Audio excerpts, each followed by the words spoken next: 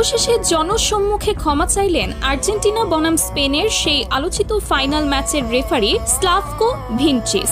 চাপের মুখে পড়ে অবশেষে স্বীকার করলেন ম্যাচ চলাকালীন কেন বারবার আর্জেন্টিনার খেলোয়াড়দের বিরুদ্ধে ফাউলের বাঁশি বাজিয়েছেন এবং কার্ড দেখিয়েছেন তিনি, এবং এর তীব্র প্রতিবাদ জানালেন ব্রাজিলিয়ান ফুটবলার নেইমার জুনিয়র। অন্যদিকে সংবাদ সম্মেলনে দাঁড়িয়ে খোদ লিওনেল মেসি জানিয়ে দিলেন কিভাবে ইচ্ছাকৃতভাবে তাদের এই ফাইনাল হারানো হয়েছে আর কেনই বা মেসি এই টুর্নামেন্টে গোল্ডেন বুট কিংবা অন্য কোনো ব্যক্তিগত পুরস্কার পেলেন না। আর্জেন্টিনা বনাম স্পেনের এই ফাইনাল ম্যাচের প্রতিটি অজানা তথ্য নিয়েই সাজানো আজকের এই প্রতিবেদন। শেষ পর্যন্ত সঙ্গে থাকুন, চলুন শুরু করা যাক। 2026 সালের বিশ্বকাপের ফাইনালে মুখোমুখি হয়েছিল পৃথিবীর দুই ভিন্ন প্রান্তের দুই দেশ, আর্জেন্টিনা এবং স্পেন। ফাইনালের আগে থেকেই সবাই ধরে নিয়েছিলেন এই ম্যাচ হবে একেবারে হাড্ডাহাড্ডি এবং সমানে সমানে এক লড়াই। বাংলাদেশ সময় রাত 1টায় শুরু হয় এই মহা গুরুত্বপূর্ণ ফাইনাল। খেলার শুরুটাও হয়েছিল ঠিক তেমনই। আর্জেন্টিনা যথেষ্ট ভালো খেলছিল, স্পেনও নিজেদের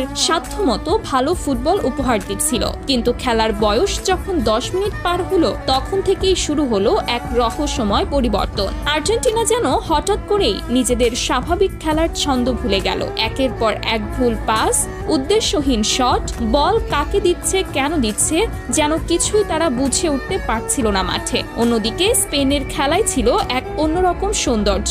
একের পর এক দীর্ঘ পাস, বল যেন প্রায় সারাক্ষণই থাকছিল তাদের পায়ে। আর্জেন্টিনার ডি বক্স লক্ষ্য করে একের পর এক আক্রমণাত্মক আক্রমণ চালিয়ে যাচ্ছিল স্পেন। অন্যদিকে আর্জেন্টিনার গোলরক্ষক, যাকে সবাই ডাকেন বাজ পাখি নামে, সেই এমিলিয়ানো মার্টিনেজ একের পর এক আক্রমণ ঠেকিয়ে দলকে ম্যাচে টিকিয়ে রাখছিলেন। তবু আর্জেন্টিনা তাদের নিজেদের স্বাভাবিক খেলা দেখাতে ব্যর্থ হচ্ছিল বারবার। এভাবেই খেলার 45 মিনিট পার হয়ে যায়। তখনও স্কোর লাইনে ছিল আর্জেন্টিনা 0, স্পেন 0।